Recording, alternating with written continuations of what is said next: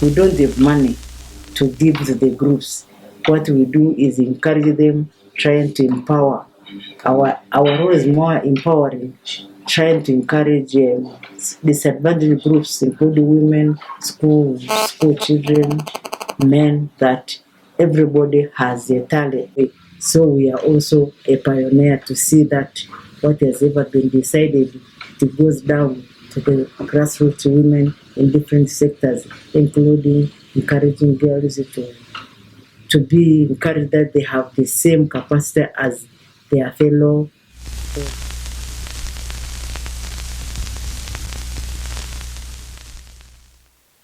The history goes back to the 1980s when there was a big movement about organizing women to form organizations. But the organization came to intervene in 1992, officially registered as an NGO, and our area of focus has been on gender and development. So those are the main areas. Whatever we do, we have agenda are into our programs. So we've been working with the pastoralist women on a number of issues, starting with the literacy, empowering them to read and write so that they can undertake income generating activities. Also, they can improve the education of their children, especially the girl children who are denied access to education.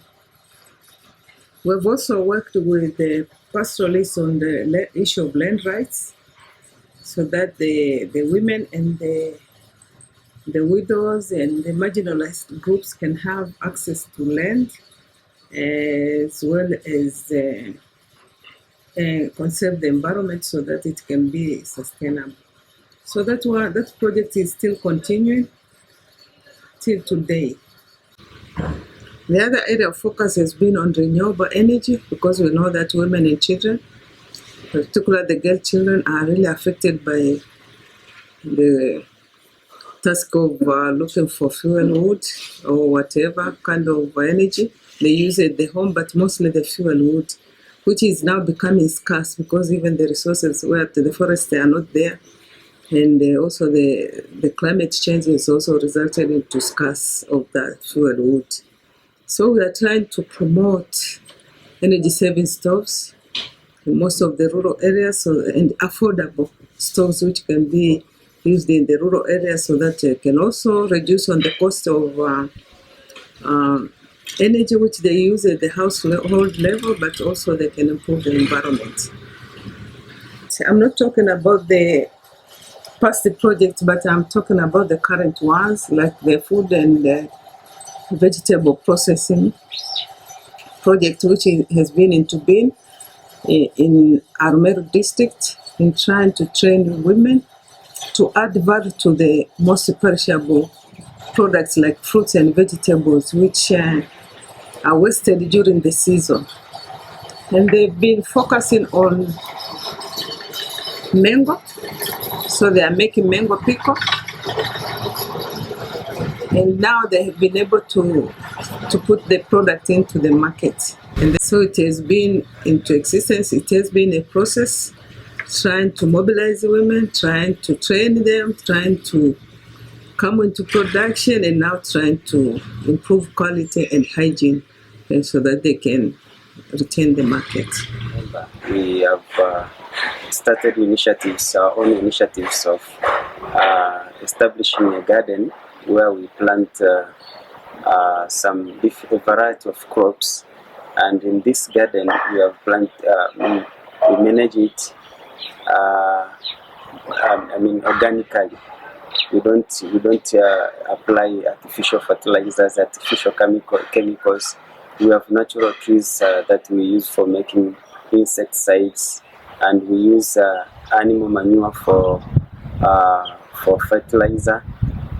And in that way, we believe that the products that we grow in our garden are healthier and can cause no harm to human beings when consumed.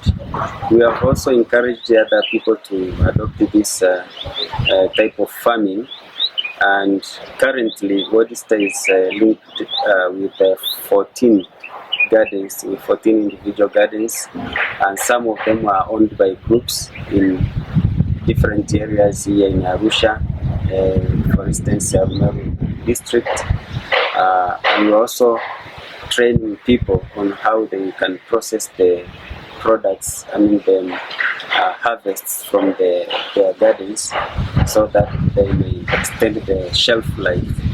And that's how WODSTA is participating in promoting slow food movement.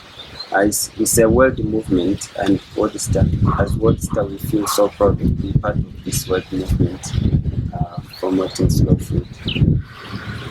So basically, those are some of the current projects that we are doing. We'll go into the community through the women's eye, but also we'll look at the gender concerns within the community. So my colleagues can add on to that, but that is briefly what we are. And we've been in existence for the past how many years? 1992, now we are 21 plus years. So it has been a long history.